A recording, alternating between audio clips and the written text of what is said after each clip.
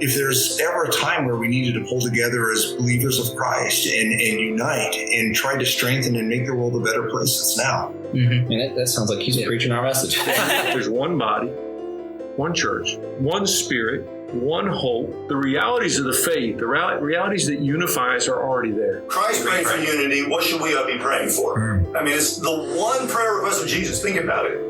In the Bible, that we actually have a say in whether or not it comes to fruition or not. I think in what God has done in you guys in this podcast and the multitude of folks that you're reaching, the diversity, whatever God intended when you started this, He's able to bring it to completion. All right, everyone, welcome back to the Whole Church Podcast. I am one of your co-hosts, Joshua Noel, here with your other co-host, TJ Tiberius Blackwell. Hello. And also, we're here with Caroline Harries, who is the host of a Cup Full of Hope podcast. She's also a blogger and a writer, and we might talk about some of the other stuff she does as well. We're really excited to just talk about everything she does. They have a great show, and can't wait to introduce you to kind of the personality behind that today. Before we do, I want to take a quick review of some of our audience answers to some past silly questions. So first I want to say my wife's, I'm going to use her answer first, was, so the question was, if you were an action figure or a toy, what would you want in your playset? My wife said raccoons. She will always say raccoons. So that one was pretty easy. I also liked Niles Merritt's answer. He just said he wanted to be included with one of those like spring-loaded rockets. Thought that was pretty great. Yeah, I mean, those are just fun, so, you know. And then Erin Hardy. I liked her answer a lot because I can envision it the best. She's been on the show before, actually. She said that she would like to have slides included with hers, which for some reason my brain initially thought like PowerPoint slides because I don't know. But yeah, no, like toy slides. So you just put little toy Erin on, she just slide down. So that's that. Oh. Yeah. So without further ado, we'll jump into today's silly question.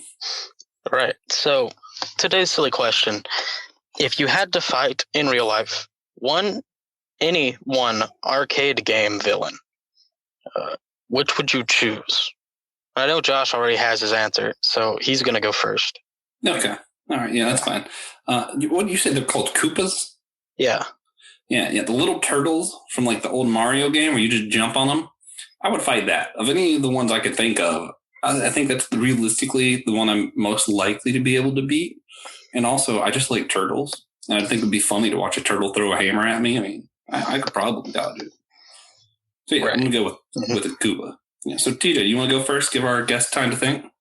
Sure. So I think I would choose Dan from Super Street Fighter 2 Turbo, which, you know, if you're familiar, you know why, but for those who aren't, the cast of Street Fighter is, you know, absurdly talented and powerful martial artists, except for Dan. Dan's just there as a joke.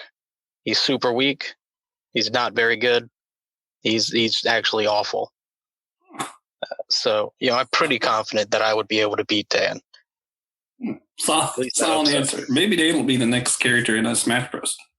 Dan's actually not bad in the later games, so they just kind of abandoned the joke.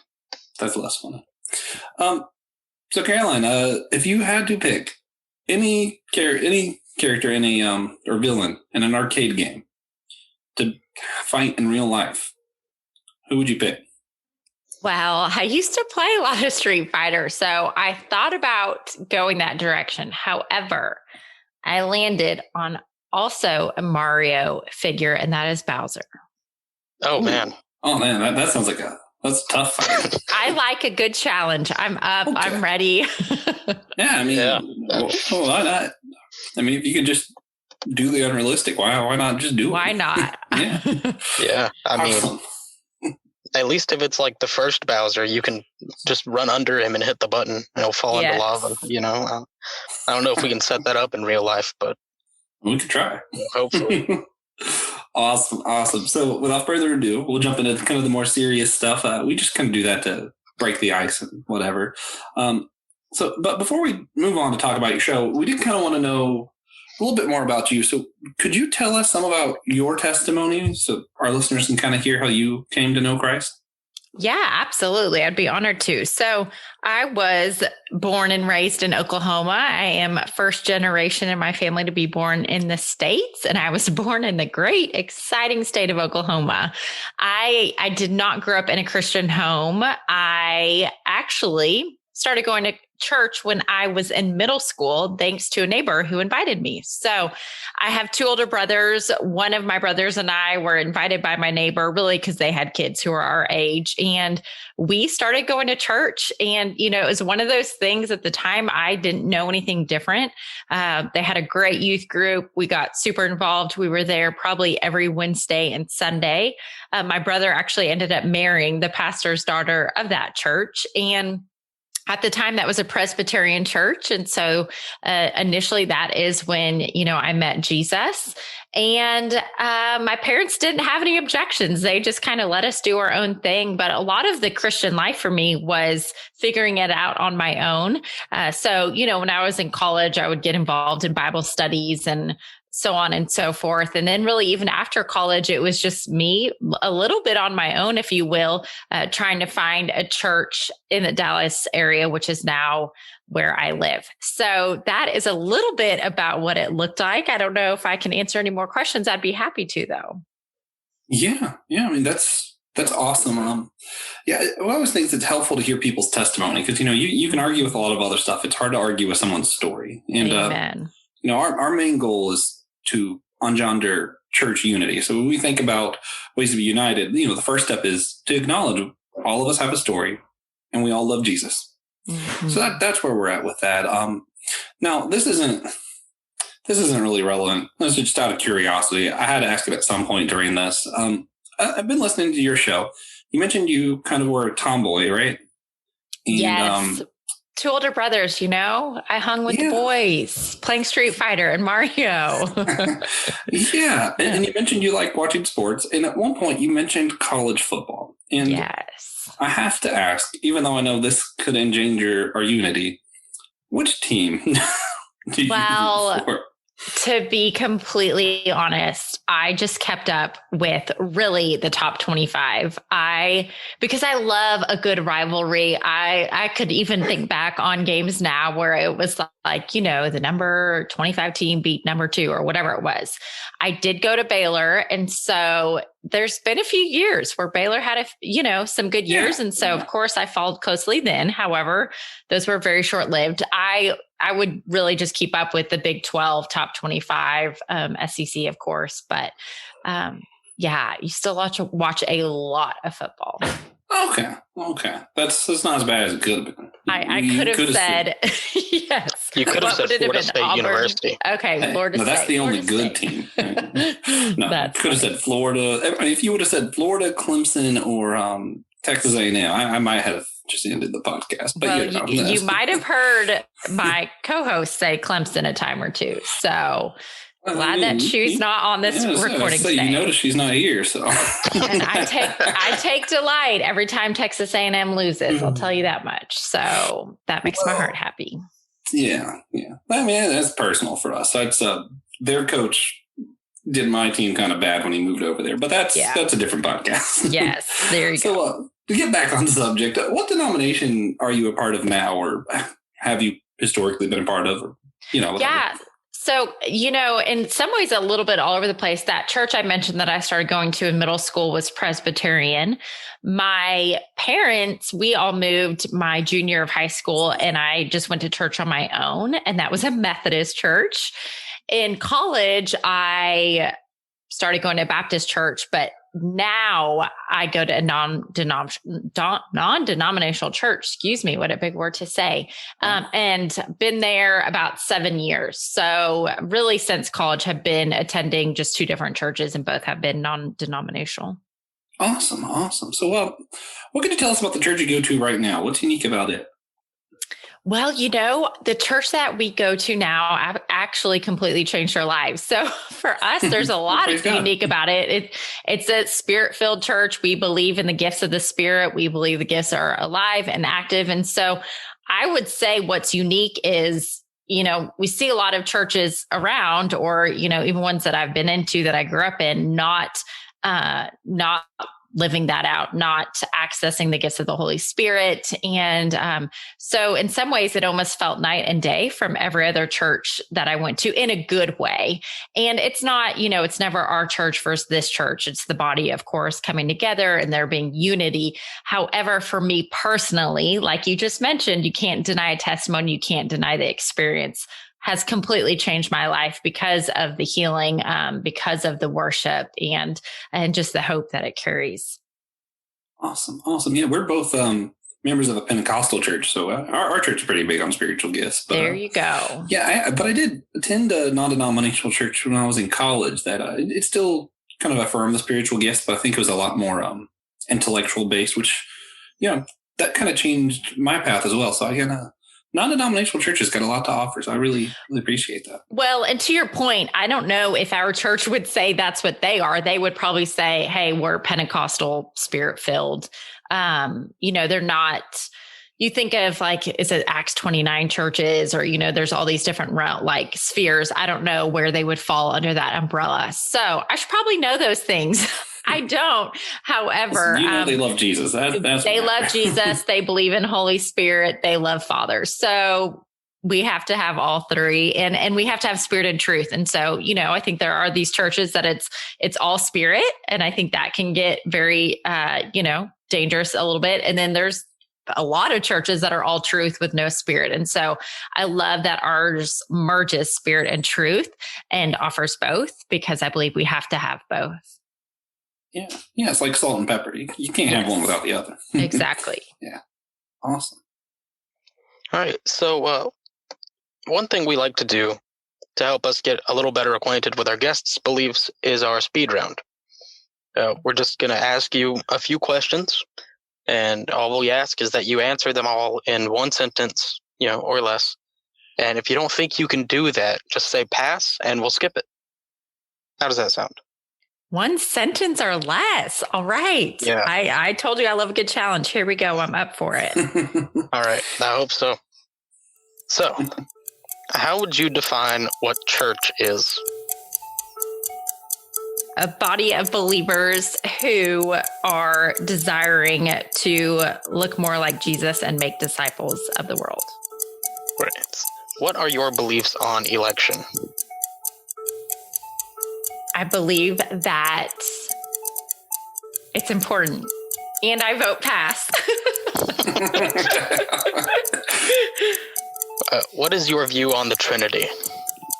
It's important that we recognize all three members of the Trinity.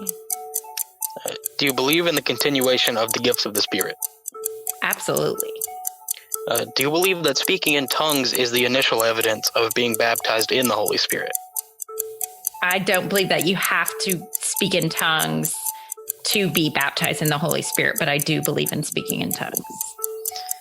Do you believe sanctification is an ongoing process or a one-time event?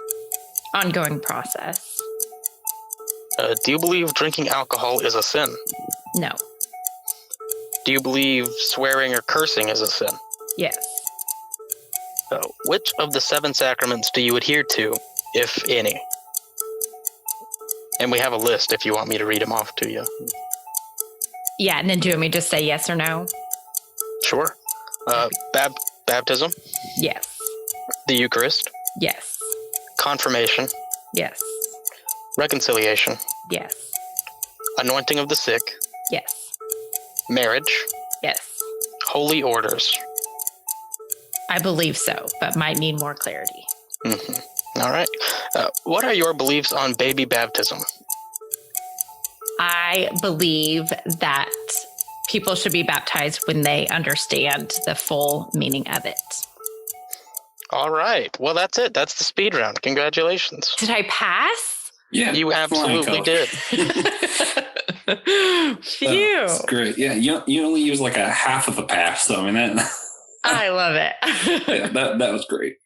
Oh, man. So you are a blogger, a writer, a podcaster. I'm probably missing a few more ers in there, but could you kind of give us a rundown of how you got started and everything that you're doing, and maybe just kind of, I don't know, the elevator pitch for what all it is? Absolutely. Yes. I need to work on that elevator pitch. So here we go. So went to Baylor, got a degree in finance and marketing, got married after college. I met my husband at a church that we were going to and was honestly just doing life, doing the corporate world thing. I was living as a Christian. However, I would say there wasn't a whole lot of fruit on my life.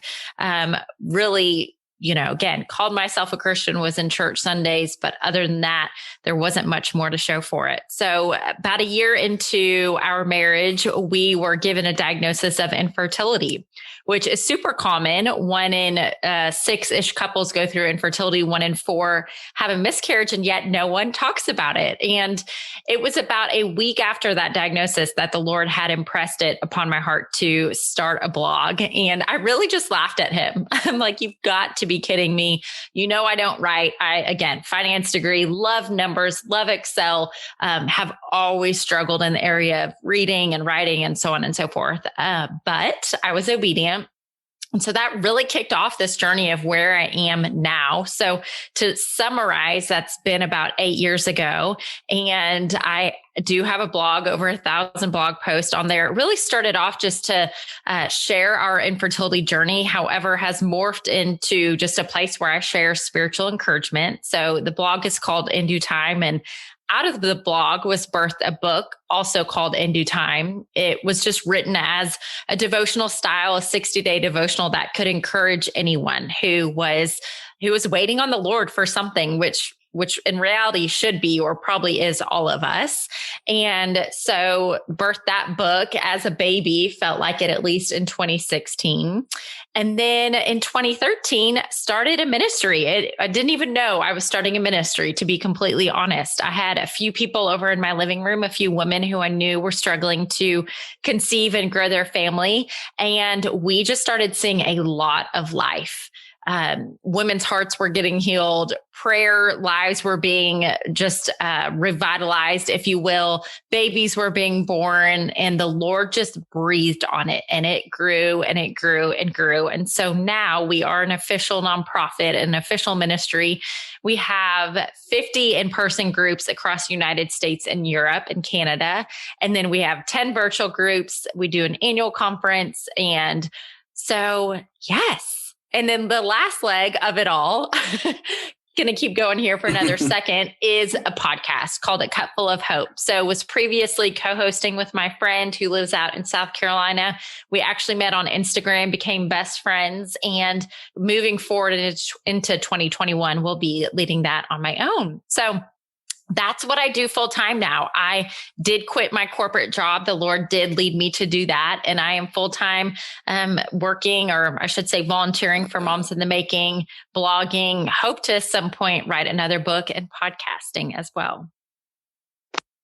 Right. Wow. That is. Yeah, that's quite the amount of things. Yeah, it sounds like a lot of work. I'm tired just listening to. Tired would be a great word to describe right now. Yeah, it's a lot. It's a lot. Yeah, I think sometimes people are like, I think that we glorify people who are in these positions, and it's like they don't understand the cost that comes with it, one, but just the amount of work that goes into it too, because we're really ministering through Moms in the Making to thousands of women. And so it's great, but there's also, it's brought great joy as well. And I consider it an honor to be a part of it all. Right. Awesome. So what's the most interesting thing you've learned so far in your ministries? That's a great question. I think interesting would just be navigating what life is like in ministry. I say that, and I believe that we are all in ministry, whether you are a mom, a teacher, a businessman, a real estate developer, or a pastor. We're all in ministry. But I just think I never imagined doing anything that I'm doing. In fact, it's the complete opposite of anything that I would want to be doing. And so I think it's just been navigating this season of what it's looked like. And just, it's not all bells and whistles. It doesn't have a pretty bow on it. It comes with great complexities. And so, but at the same time, it comes with great joy. I think the hardest part has been probably the persecution. And we know we're doing something worth persecuting when we face persecution. So, I know that's biblical, and yet it's been difficult as well. Yeah. Yeah. I mean, for sure. There's always someone who wants to oppose what you're doing when you're absolutely. Yeah. So you guys get really, really real on your show.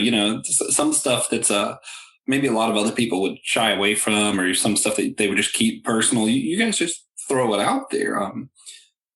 How do you think that doing that enables you to connect better to your audience, or maybe help engender unity better with other believers? Or how do you think that affects that kind of thing? Yeah, I think, for me, I want to go deep. I don't want to have the conversations of like, how's the weather? And there's a time and place for that. Don't get me wrong, but I like doing life with people. And I think so often things can stay so surfacey, but wow, things change when we can go deep, when we can build kind of some intimacy. And so I do think for us, we have been vulnerable in sharing a lot of things. And I would be honest in telling you at the same time, there's a lot of things that we don't share.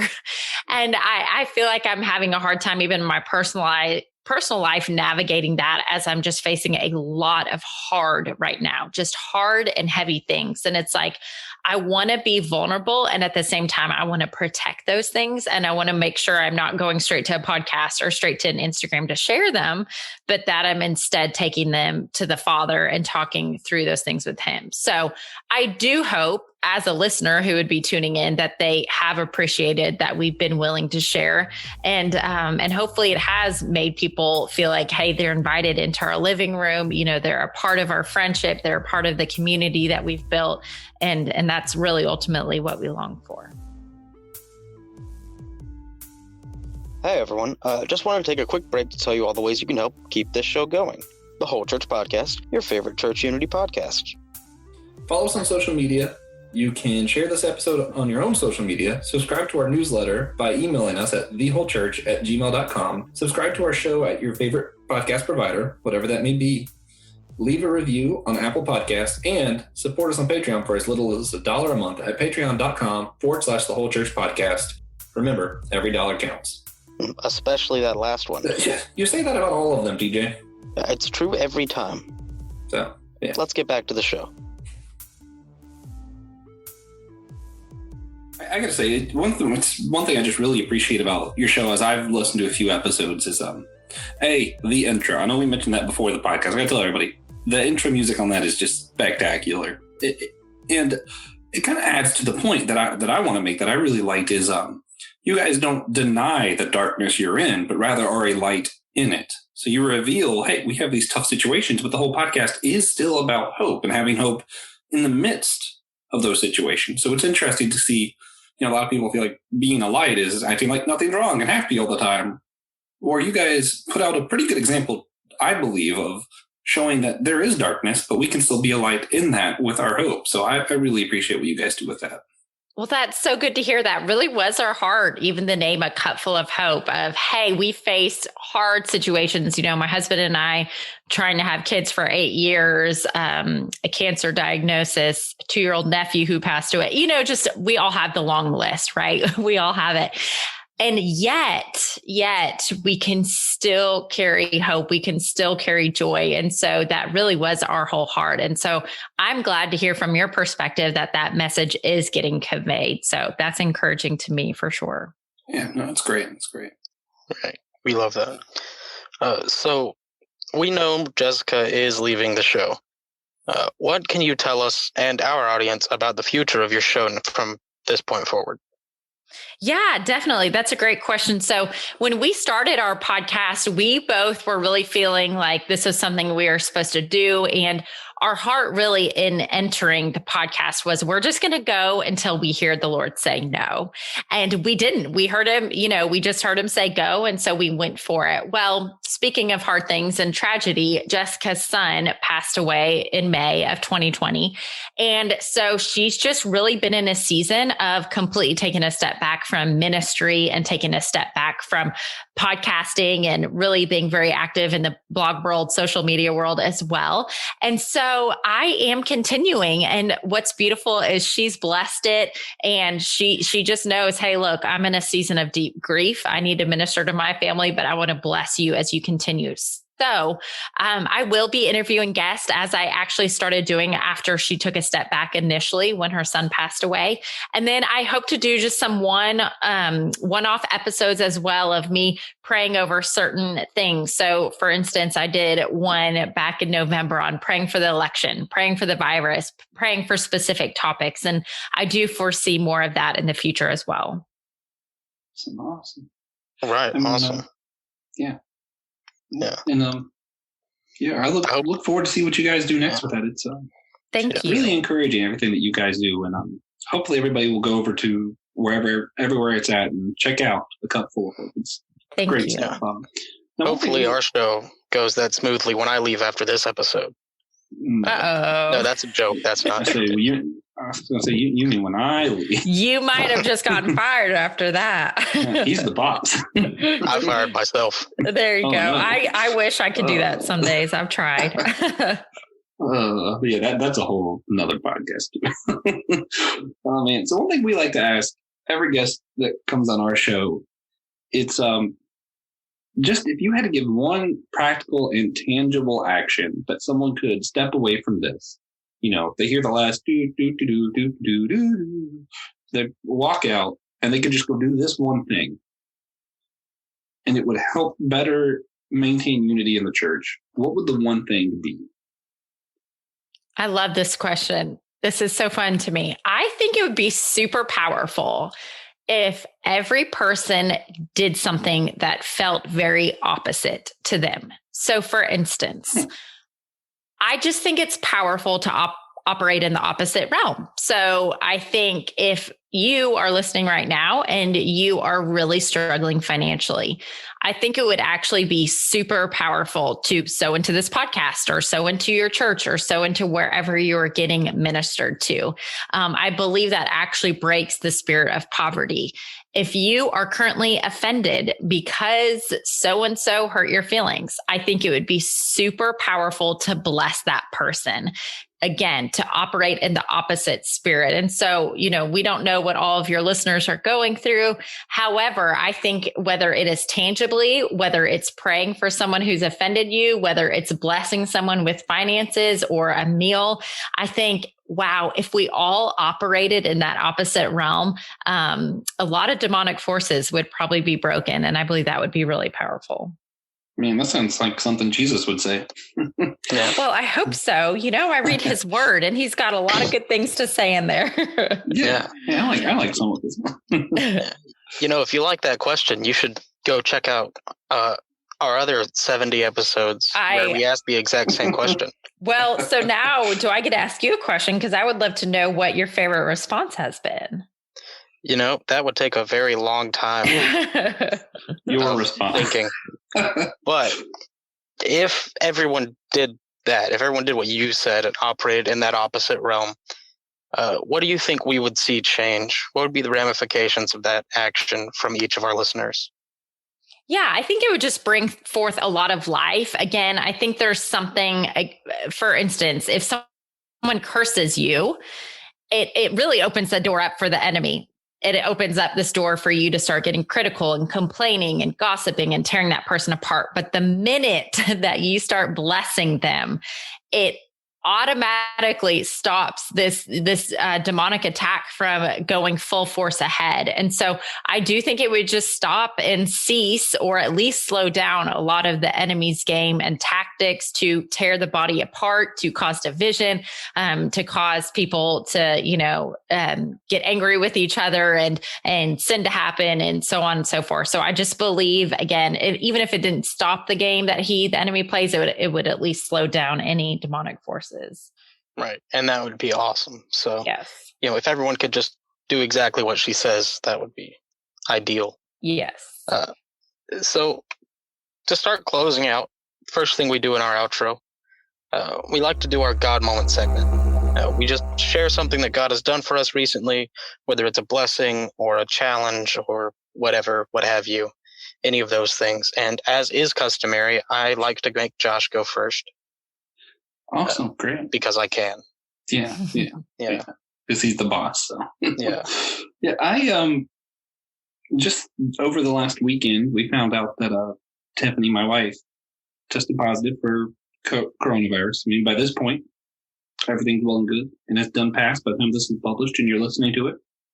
But I don't know. It's been interesting, kind of being quarantined. You know, it's for me, who's kind of a really strong introvert, it's not been that much of a challenge. But you know, trying to look at it as the opportunity and reading a little bit more. You know, my pastor had a book he gave to me that he wanted me to read through, and I got plenty of time to do that now. So it's you know, trying to utilize the time that I have been given, and also, you know, dealing with everything that comes with being out of work and all that, and praying over that situation. So it's I don't know, like a pretty substantial God moment. Like, it's just been a long period of time, but I still count it as one moment. Right. Yeah. And, you know, that gives you a ton of time to watch the rest of Star Wars, The Clone Wars. Man, I've been getting into it. I mean, that was almost my God moment was had to do with that, actually, because, you know, it points out a lot of what happens when you get into religiosity. But yeah, I won't get into it. Yeah, it's a great show. But that's not what we're here to talk about. We have a separate podcast where we review Star Wars. No, we don't. I mean, we're about but we could. But, you know, for me, I think my God moment this week is a challenge, which, you know, just like Josh's, by the time you're hearing this, it's long past, but a lot of people in my family have started getting the coronavirus. My grandparents and great uncle and brother-in-law. And, you know, that's not exactly what you like to hear, you know, during this time of our lives, but everyone's doing okay so far, you know, so could be worse. And I still haven't gotten it, which is great. But yeah, it's just a challenge in these times. So, you know, dealing with it. But, you know, Caroline, what's your God moment segment? Yeah, so I might have mentioned that I was the first generation to be born in the States. My dad is from the Netherlands, grew up there, was raised there. And what is then just a crazy kind of full circle God moment, I think I'm still trying to understand what all the Lord's doing in the spirit realm, is we just launched a Moms in the Making group in the Netherlands. And so it's just been kind of crazy to be like, oh my gosh, these are my people. Like this is where all my aunts live and my uncles live and my dad grew up in, you know, my grandparents have now passed, but it's just been fun how out of every country we could have launched another group in. The Lord chose someone in the Netherlands. So that's been exciting. It's been fun. I'm just thanking him for that. And just those seeds that are being planted over in Europe is just amazing. Right. Awesome. And the Netherlands is just gorgeous. Isn't it the best? Well, one of the best. There's just so many pretty places. Pictures are cool. Yeah, I've never been, but like, you know, looking at it, it's really nice. I'd like to go see it one day. But anyway, that's yeah. We'll be praying with you for that, and hopefully you know, those groups continue to do well. Yes. Where can people find you? And you know, whether it be if they're looking for one of the Moms in the Making groups, or if they want to just read your blog or your podcast, where all can they find your plethitude of stuff? Yeah, right. I know. Yes, that's a great question. So if you know someone who is struggling to get pregnant, stay pregnant, miscarriage, anything like that, adopting, foster care, you can just go to momsinthemaking.com. You can also look us up on Instagram and Facebook at Moms in the Making. And then if you want to get connected with kind of my blog side, personal side, just some truth, encouragement I share on In Due Time, my handle is actually Trusting in Due Time. So Trusting in Due Time, you can for sure Google Caroline in Due Time, and my blog and website will come up as well. And then our podcast is a Cupful of Hope podcast. We do have Instagram and Facebook for that with the handle A Cupful of Hope podcast as well. So everyone go check her out. You know, even if you might not seem like the target audience, check it out. You know, clearly help Josh. Josh is not a mom in the making. At least not that I know of. But if you're just looking for hope. Yeah. Some future guests for our podcast, we'll have Associate Pastor Kelly O'Sullivan, who's been on the podcast before.